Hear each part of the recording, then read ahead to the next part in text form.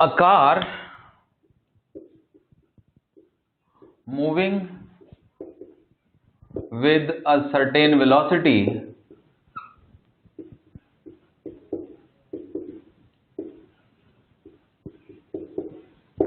is stopped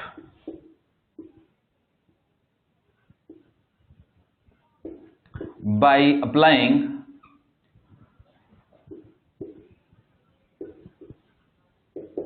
brakes and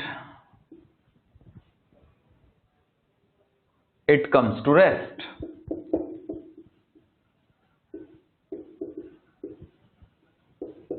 By covering a displacement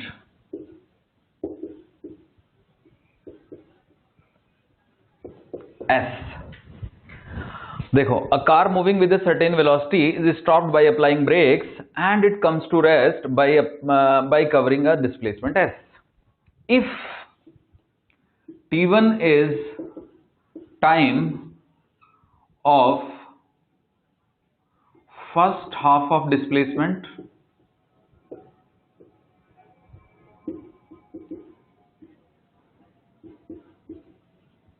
and T2 is time of second half of displacement, then find T1 by T2. Okay बच्चों, ये एक बहुत important question है, जो मतलब important और difficult question.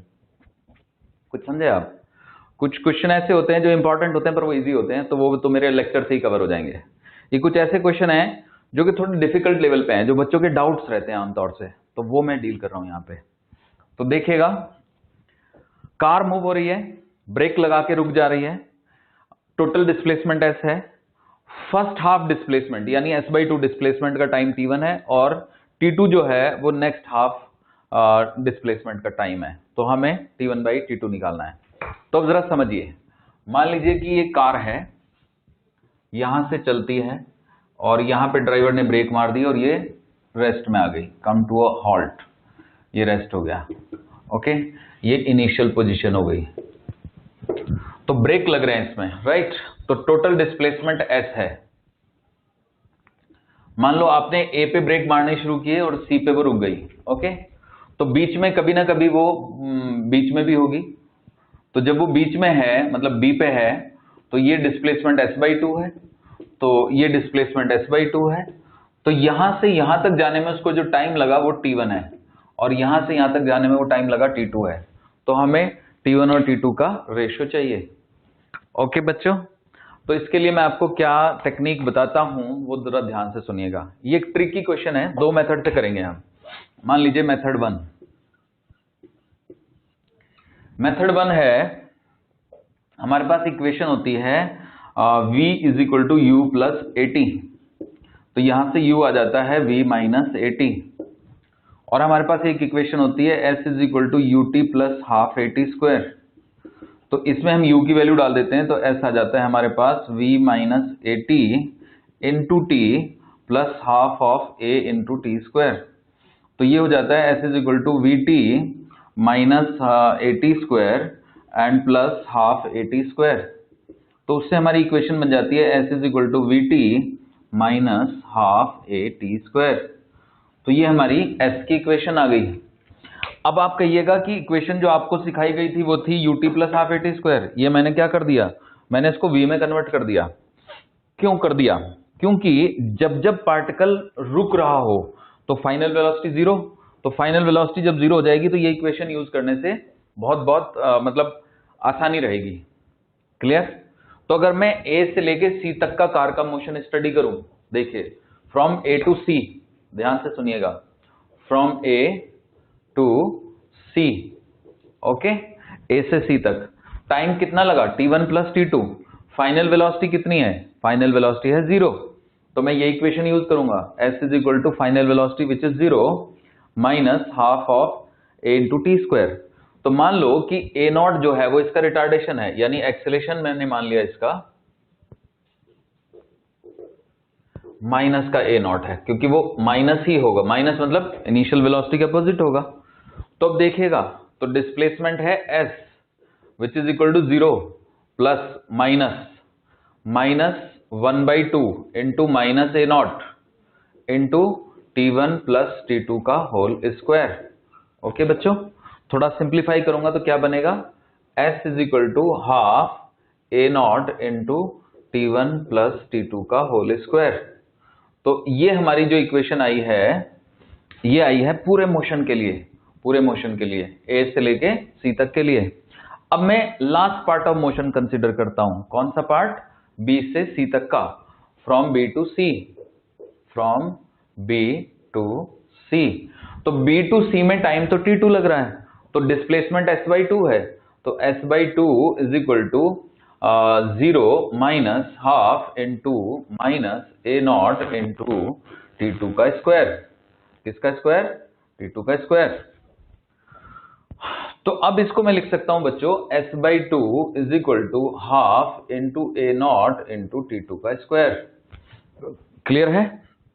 तो अब अगर मैं इन दोनों के रेशियो ले लूं, तो रेशियो लूंगा तो क्या आएगा बच्चों, देखो रेशियो लेंगे तो आएगा हमारे पास 2 is equal to T1 plus T2 by T2 का होल स्क्वायर। ओके, तो इसको थोड़ा सिंप्लीफाई करेंगे तो क्या आएगा, तो सिंप्लीफाई करेंगे तो आएगा √2, देखिए यहां पे देखिए, √2 is equal to T1 by T2 minus 1। Okay, तो आप समझ गए होंगे कि T1 बाई T2 की वैल्यू आ जा रही है, कहां पे लिखेंगे, चलो यहीं पे लिख देते हैं। तो T1 बाई T2 की वैल्यू आ गई बच्चों √2 माइनस 1, √2 माइनस 1, यहाँ पे प्लस है ना, तो माइनस 1। ओके, ये हमारा आंसर हो गया, दिख रहा है आपको। तो T1 by T2 is equal to √2 minus 1। Clear है। तो चाहे तो आप ये नोट कर सकते हैं, ठीक है। तो उम्मीद है कि आपको ये समझ आ गया। अब मैं आपको इसका दूसरा मेथड भी बता देता हूं, ठीक है बच्चों। देखिए इसका एक दूसरा मेथड भी है, तो समझते हैं दूसरा मेथड। मिटा दें इसको, चलिए मिटा दिया।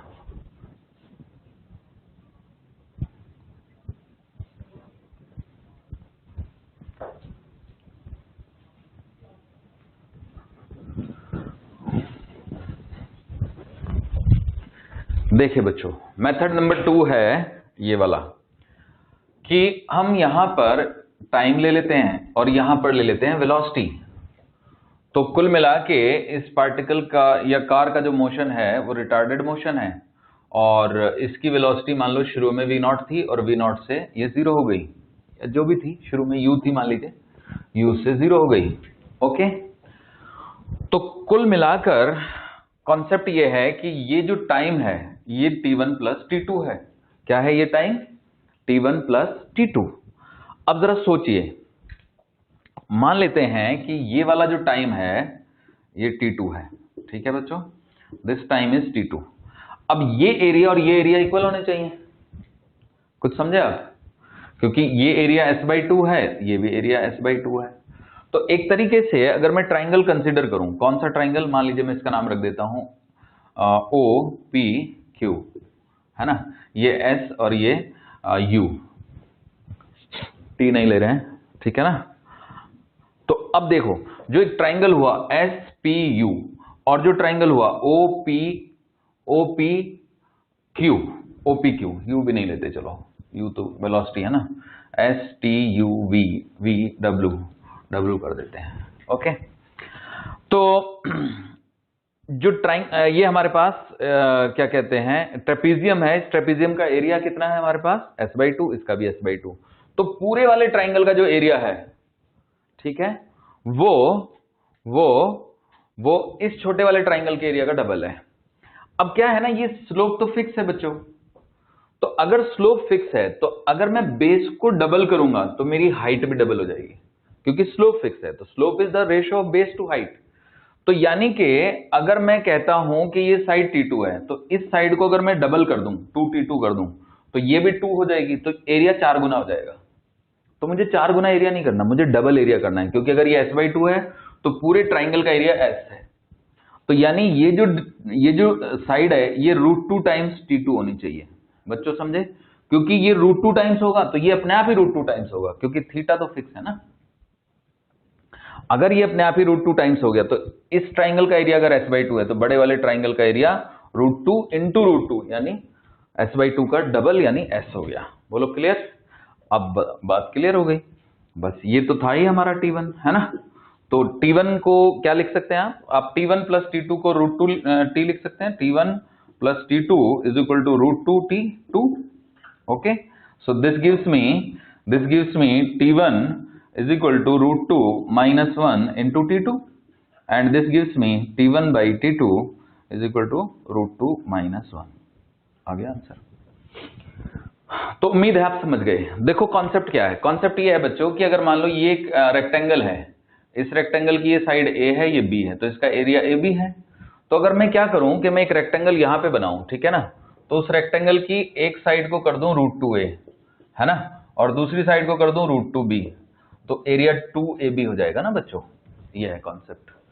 अब आप कहेंगे सर रेक्टेंगल तो नहीं है, तो रेक्टेंगल नहीं है तो ट्राइंगल है, तो ट्राइंगल में क्या करेंगे, तो हाफ लगा देंगे, AB हो जाएगा एरिया।